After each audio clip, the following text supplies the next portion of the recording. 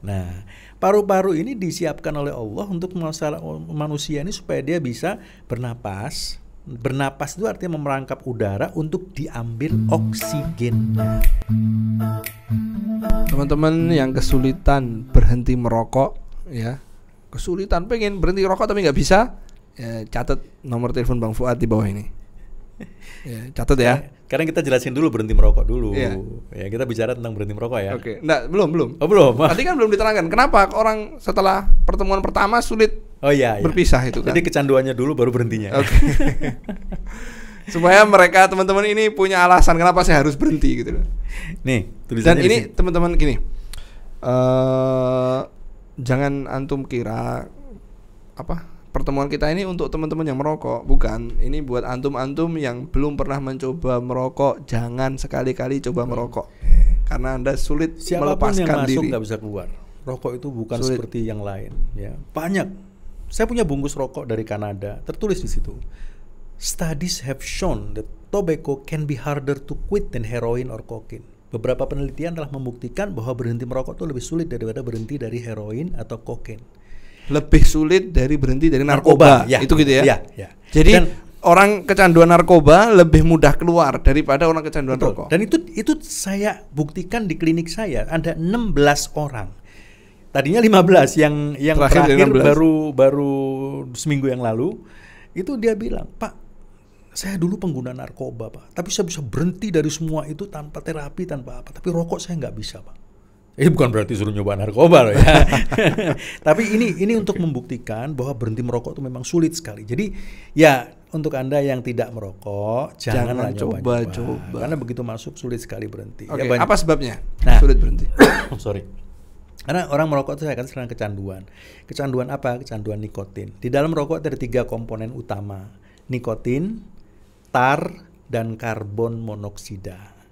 Ini komponen utama. Ya. Kalau dibedah lagi ada 3.000. 3.000. Ya. Dalam sebatang itu ada 3.000 komponen. 3.000 racun jenis zat kimia. Ya. Itu yang jelas komponen utamanya itu nikotin, tar, dan ya untuk kelompok gas diwakili oleh karbon monoksida. Nah, karbon monoksida itu yang dari pembakarannya itu. Betul. Ya. Karena ada dibakar menimbulkan gas karbon monoksida. Nah, nikotin ini zat yang bikin kecanduan, tar itu zat sisa-sisa racun-racun yang banyak itu dikelompokkan ke dalam tar, karbon monoksida mewakili. Jadi 3.000-nya itu masuk ke tar itu ya? Ya 3.000 sama ya enggak. Pokoknya sampah-sampah lainnya masuk sama nikotin sama tar. Nah, nikotin yang ada di rokok-rokok dibungkus itu ditambahkan apa memang zat itu ada di tembakau? Ada di tembakonya. Bahan utamanya rokok itu kan tembakau. Nikotin ada di tembakonya. Sudah dari sananya. Jadi bukan pabrik rokok itu menambahkan nikotin. Tidak, dia adanya di tembakonya. Makanya tembakau apapun, Anda punya tanaman tembakau, udah kering diambil, dilinting, dibakar, keluar nikotinnya. Di kecanduan juga. Iya, sama. Ya, jadi nikotin memang adanya di tembakau. Ya. Nah, apa yang menyebabkan orang tadi kecanduan? Ya. Dari bahan-bahan jadi, itu. Prosesnya begini. Mungkin untuk menjelaskan dulu ya, untuk Anda yang rokok ya, kalau yang nggak ngerokok nggak usah dicoba. Kalau Anda ngisep rokok, ngisep sebatang, satu hisapan rokok, tahan di mulut, terus tiupkan ke tisu. Kita nggak bisa praktek sayangnya di sini ya, karena nggak ada perokok di sini. Okay. Ditiupkan ke tisu, maka di tisu itu akan tersisa warna ngeblok coklat gitu. Warna coklat gelap gitu ya di tisu tadi itu. Itulah tar dan nikotin. Oke. Itu masuk ke dalam semua itu ya aslinya. Itu kan ada wujudnya ada ya. Kita bisa lihat itu. Tarik satu hisapan dalam, tahan di mulut, nggak usah ditarik ke dalam paru-paru, tahan di mulut aja untuk eksperimen aja. Tiupkan ke tisu, gitu. Maka akan ngeblok di situ di tisu itu. Nah itulah tar dan nikotin. Nah yang terjadi berarti kan ketika asap tadi kita hembuskan ke tisu, maka nikotinnya nempel di tisu itu. Berarti racun itu adanya nikotin dan tar tadi ada di mana? Di asap kan? Karena yang pertama dihisap kan asap. Asap ditiupkan ke tisu jadi nempel di situ, betul kan? Jadi Hitam-hitam itu adalah tar dan nikotin yang ada di asap, oke? Yang kalau dihisap masuk ke dalam paru-paru. Itu dia. Jadi ketika asap tadi itu tadi kan untuk eksperimen ditiupkan ke tisu. Nah, kalau kita orang yang rokok itu kan memasukkan asap tadi ke dalam paru-paru. Otomatis hitam-hitam yang ada di tisu tadi masuk ke paru-paru. Nah, paru-paru ini disiapkan oleh Allah untuk manusia ini supaya dia bisa bernapas. Bernapas itu artinya memerangkap udara untuk diambil oksigennya. Diambil oksigen lewat paru-paru, Seluruh masuk ke darah, kita, diikat oleh hemoglobin. Seluruh tubuh kita ini membutuhkan oksigen. Ya, seluruh tubuh kita. Sel-sel tubuh kita ini ada 100 miliar lebih di otak kita. 100 miliar sel yang ada di otak kita saja butuh oksigen semua. Itu semua butuh oksigen. Every single cell itu butuh oksigen. Belum sel-sel tubuh kita semua ini membutuhkan oksigen. Kalau bagian tubuh yang tidak mendapatkan oksigen, dia akan membusuk, mati, selnya mati. Misalnya gini ya, jempol tangan kita ini kita ikat pakai kawat gitu ya. Otomatis kan nggak ada oksigen bisa masuk, dia akan membusuk. Nah, orang mati, kenapa kalau dibiarkan orang mati itu membusuk? Karena nggak ada oksigen. Karena dia udah nggak bernapas. Nggak ada pasokan oksigen yang nggak masuk. Ada pasokan oksigen, jadi membusuk. Itu mati, sel-selnya mati. Nah, ketika orang itu merokok, itu masuk ke dalam paru-paru, hitam-hitam dan nikotin tadi, masuk ke dalam paru-paru. Paru-paru kita nggak mau tahu. Apapun yang masuk ke situ diserap ke aliran darah, dianggapnya oksigen. Karena oksigen memang seharusnya yang masuk oksigen. Oksigen masuk, diserap ke aliran darah, dipompa oleh jantung ke seluruh tubuh untuk distribusi oksigen itu. Tapi ketika tar dan nikotin masuk, maka tar dan nikotin itu juga ikut kemana-mana. Sehingga mungkin masuk ke jantung terus dipompa ke seluruh tubuh, termasuk ke otak. Karena otak manusia ini adalah organ tubuh yang paling boros sama oksigen. Yang saya katakan 5 menit nggak dapat oksigen, game over, mati. Ya, itu otak. Karena otak ini sangat membutuhkan oksigen. Jadi kalau 5 menit, benar-benar 5 menit full nggak dapat oksigen, mati orang. Orangnya mati juga. Kayak orang kecebur di kolam renang. Karena dia nggak bisa berenang, dia kelelep. Karena kelelep itu air masuk ke dalam paru-parunya, selesai. Karena nggak ada oksigen lagi. Nggak ada oksigen yang masuk ke otak. Ya, itu aja. Nah, jadi yang terjadi ketika nikotin dan tar tadi masuk ke paru-paru, diserap ke aliran darah, kemudian dipompa oleh jantung ke seluruh tubuh, sampai ke otak itu hanya dalam waktu 10 detik. Oh, jadi hisap hitung 10 detik sampai ke otak. Itu nikotin sudah sampai ke otak. Terus apa yang terjadi kalau nikotin sampai ke otak? Nah, ini dia. Ketika di bagian kita nih, di otak kita ini ada satu bagian namanya reseptor. Ada yang bilang reseptor nikotinik di bagian otak kita. Nah, ini jalan. Dari nikotin dari paru-paru itu jalan sampai di otak, nempel di reseptor tadi. Begitu nempel di reseptor, maka secara otomatis otak kita merespon mengeluarkan hormon dopamin. Ya, dopamin ini hormon di otak manusia. Siapa aja punya dopamin itu.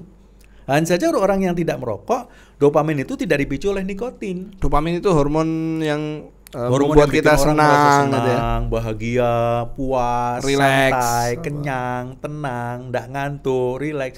Itu dopamin. Nah, kalau orang yang tidak ngerokok, dopamin itu dipicu oleh kejadian alamiah. Misalnya, Faiz main futsal. Masukin gawang, bola ke gawang, gol, pasti senang sekali kan? Ya, senang. Itu dopamin yang keluar. Artinya dipicu oleh kejadian yang wajar. Betul, alami. Ya, jadi misalnya main badminton, pas nyemes, senang kan? Itu dopamin yang keluar. Kemudian ada orang misalnya hobi main musik atau nyanyi, begitu dia nyanyi ditepokin banyak orang, dopaminnya keluar. Dia senang, dia gitu kan. Tapi ketika orang itu ngerokok, dopamin dipaksa keluar oleh nikotin tadi. Begitu nikotinnya nempel di reseptor, keluar dopaminnya, merasa senang, bahagia, puas, nyaman dan sebagainya kan? Yang jadi masalah, dopamin itu 15 menit, 20 menit habis. Begitu habis, ya sumpek lagi, bete lagi, nggak bisa mikir lagi, nggak bisa konsentrasi lagi, harus dipacu lagi. sedot lagi, masuk lagi nikotinnya sampai ke otak lagi, asik lagi. Gitu aja. Itu namanya kecanduan ya, itu prosesnya. Jadi kalau Anda nggak pernah merokok ya jangan coba-coba. Karena sekali masuk nggak bisa keluar. Sulit ya. Sulit sekali. Rokok itu dahsyat sekali. Ya. Saya balik ke tadi dari pengalaman Bang Fuad, menerapi orang yang paling sulit seperti apa itu? Jadi ada dari pengalaman nerapi puluhan orang, mungkin ratusan mungkin ya. Ribuan. Alhamdulillah. Jadi Bang Fuad sudah menerapi ribuan orang. Dari ribuan itu ada nggak kasus paling sulit? Ya, dia betul-betul pengen, udah diterapi, sulit banget nggak selesai. Ada 2 kasus, ya dua macam kasus ya. Ada satu orang datang dari luar kota jauh sekali. Dia datang 2 hari dia di Jakarta hanya untuk ikut terapi dan tidak berhasil. Itu saya Padahal sedih. dia pengen. Padahal dia datang dari luar kota jauh hanya untuk terapi dan tinggal di hotel dekat rumah dan tidak berhasil. Itu yang saya sampai sekarang saya nggak ketemu jawabannya. Tapi saya mengambil kesimpulan ya. Jadi saya terapi sampai berkali-kali sampai capek 2 hari berturut-turut nggak berhasil itu. Pertama saya ngambil kesimpulan dia ekspektasinya terlalu tinggi. Jadi mungkin dia datang itu dengan satu harapan saya diterapi sekali selesai. Disentuh sama saya langsung berhenti merokok gitu loh. Jadi mungkin bayangannya dia saya lakukan terapi langsung dia berhenti merokok. Itu nggak mungkin karena berhenti merokok itu proses. Sebagaimana mulainya juga proses dari Betul. satu. Jadi ketika otak kita terjauhkan dari nikotin sampai waktu tertentu kita tidak merokok, maka pengaruh nikotin di otak akan hilang. Dan ketika pengaruh nikotin di otak hilang, otomatis dia udah nggak membutuhkan rokok lagi. Oke, karena udah nggak nagih lagi. Udah nggak nagih karena sudah pengaruh nikotin. Itu proses itu berlangsung kira-kira 1 bulan, 3 minggu sampai 4 minggu gitu. Jadi setelah diterapi dia harus bertahan sampai 1 bulan, nahan diri untuk tidak. Dan itu tidak sulit. Kalau orang hanya dikatakan Anda jangan ngerokok 1 bulan, saya yakin sulit sekali. Artinya nggak semudah saya ngomong gitu loh. Kalau saya ngomong begitu sama pasien, aduh Pak, jangankan sebulan Pak. Sehari aja. Sehari 2 hari ada bilang maksimal seminggu. Tapi dengan diterapi lebih mudah. Jauh, dia orang bisa bertahan dengan mudah. Oke, jadi tadi sebabnya itu nikotin masuk. Tadi yang nggak berhasil tadi, yang pertama karena ya, ekspektasinya terlalu tinggi. Itu perkiraan kasus saya. Pertama, kasus kedua. Ya, yang kedua itu karena dia dipaksa sama istrinya. Jadi sebetulnya dia sendiri nggak punya keinginan untuk berhenti ngerokok. Tapi ini di luar bahasan saya ya. Karena dia memang dasarnya nggak punya keinginan, tapi istrinya yang. Jadi begitu saya keluar, waktu dia nunggu saya di ruang terapi, ruang konsultasi. Begitu saya keluar, langsung istrinya berdiri. Pak, tolong Pak, suami saya dibikin berhenti ngerokok. Loh Bu, saya nggak bisa, saya bilang gitu. Loh, Bapak bukannya terapi berhenti merokok? Iya. Tapi yang berhenti dia, bukan saya. Tapi saya itu hanya membantu orang yang punya keinginan. Ibu tanya deh sama suaminya, mau nggak berhenti ngerokok? Mas, mau nggak berhenti ngerokok? Ya deh. Gitu. Jadi ya kadang-kadang gimana ya kalau yang kayak gitu sulit memang kalau nggak dari hati. Nah, kebanyakan pasien-pasien saya ini kenapa? Karena datang sini ke rumah saya, datang ke klinik saya itu sudah punya keluhan. Sudah frustasi karena keluhannya sakit. Sudah keluhan sakit. Jadi sudah ada membawa masalah lah gitu ya. Ada yang bilang, aduh Pak, sekarang ini kalau bangun tidur dada saya itu kayak ada yang neken gitu Pak, sakit Pak. Nah itu dia udah mulai, jantung ini gitu kan. Ada lagi yang datang, Pak, saya ini kalau main futsal sedikit udah nggak kuat Pak. Saya naik tangga sedikit udah ngos-ngosan Pak. Nah gitu, itu semua efek rokok dan kita bisa jelaskan itu untuk menjadi motivasi buat dia. Oke. Kalau nikotin tadi efeknya di tubuh nyandu. Nah sekarang 3.000 macam racun ini. Ya. Jadi gini loh. Apa efek 3.000 macam racun ini masuk tuh? Jadi gini, sebetulnya kan orang merokok itu kan karena kecanduan. Kecanduan apa tadi? Nikotin. Oke. Sebetulnya yang diperlukan cuma nikotin itu aja. Tapi kenapa ada 3.000 macam? Ya karena memang udah ada di dalam tembakau. 3.000 macam racun ini tuh. Iya, udah itu ikut di tembakonya. Maksudnya gini loh, kebanyakan bukan ditambahkan sama pabrik-pabrik itu. Ya nanti ada yang saya kasihkan gini. Misalnya contoh ya. Rokok itu ada kertasnya yang dibungkus sih, kertas kan? Iya. Kertas itu asalnya dari apa? Dari apa? Bikin kertas itu bahan bakunya apa? Kayu. Oke, kayu. Iya kan? Kayu itu warnanya apa? Coklat. Coklat. Kok bisa jadi putih? Karena Proses. ada kimia pemutih. Oke. Itu kan semua Bahaya. kan bahaya kan? Itu dari situ juga. Oke, filter rokok saya dapat info lihat di apa video-video yang Iya. masuk ke WhatsApp. Katanya salah satu bahan utama pembuatan filter rokok itu dari hemoglobin babi. Bukan salah satu bahan. Jadi begini. Ada seorang profesor dari Australia, dia mengatakan bahwa filter rokok itu dibubuhkan. Kalau bahannya itu terbuat dari polivinil klorida. Bahan pembuatan filternya itu sendiri dari polivinil klorida. Artinya bahan plastik seperti yang dipakai untuk bikin pipa paralon. Jadi bahannya dari paralon yang dibawa. Ya, yang disarabutkan. Ngeri sekali. Oke. Nah, kemudian yang dimaksudkan PVC itu ya? PVC. Kemudian yang dimaksudkan dibubuhkan hemoglobin darah babi itu tujuannya sebetulnya baik. Dia untuk ngeblok karbon monoksida. Jadi kalau dibubuhkan hemoglobin darah babi itu dia Karbon monoksidanya yang masuk lebih minimal. lebih minim. Tapi maksudnya baik. Ya, tapi Tapi kalau artinya kebenaran ini betul ya. Apa? Ada dibubuhkan hemoglobin babi Ya, di situ. tapi kemudian ketika heboh-heboh, Badan POM mengambil alih, diperiksa katanya tidak ada untuk rokok yang di Indonesia. Dan kita tahu Berarti bahwa karbon monoksida yang masuk lebih besar. besar. Ya kan? Oke. Jadi artinya apapun ya sebetulnya yang paling baik ya berhenti ngerokok. Oke. Penyakit yang muncul yang pernah Bang Fuad lihat langsung. Penyakit yang muncul akibat merokok Oh, yang dilihat langsung. yang jelas gini aja, ya yang paling orang bisa aja ngerokok puluhan tahun nggak kena kanker, nggak kena serangan jantung, mungkin karena badannya Punya antibodi yang kuat. punya kuat yang bagus ya. Nah, tapi kondisi parunya itu loh. Kondisi paru-parunya. Kondisi paru yang kemasukan nikotin dan tar seperti yang ditiupkan ke tisu tadi itu loh. Itu kalau satu hisapan ngeblok seperti itu di tisu. Padahal satu batang itu berapa kali hisap? Satu batang itu bisa 30 kali hisapan. Oh. Jadi kalau dia ngerokoknya satu bungkus isi 16, itu udah hampir 500 masuk ke situ. Berarti 30 kali 16. Ya kan? 480. Itu kan ya Jadi kan? coba dia 480 kali nempelkan itu sejumlah itu masuk ke paru-paru. Iya. Ya artinya berapa kali dia nyedot itu rokok dalam sehari, karena satu batang kan 30 kali hisapan. Kurang lebih. Ya kira-kira segitu. Atau gini aja deh, 25 kali. Kalau Diskon. Enggak, 25 kali tapi rokoknya 20 batang. Oke, jadi sama 500. Sama kan 500. Nah, kalau dia membasuh 500 kali sehari selama 30 tahun, item-item itu kan nempel di paru-paru dan nggak keluar dia, nempel terus di situ.